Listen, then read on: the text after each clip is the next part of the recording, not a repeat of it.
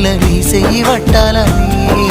నల్లని సీకట్లో ఒకదాన్నే కూసున్న దిక్కులేని పచ్చినయ్యి బావా నువ్వెప్పుడొస్తావని ఏళ్ళైపోతుంది పిల్ల ఎన్నెలొచ్చింది మన బతుకులా ఏలైపోతుంది పిల్ల ఏలు వట్టంగా వస్తున్నాయా ఇన్నాళ్ళ ఎడబాటు ఎడవాసిపోతుందిలే ఈ సీనయ్య గుంటున్నదే సినదారా నీ కోసము ఈ దూరాన్ని చెరుపుతూ తీరాల కగిలింది అందాల ఈ మానవు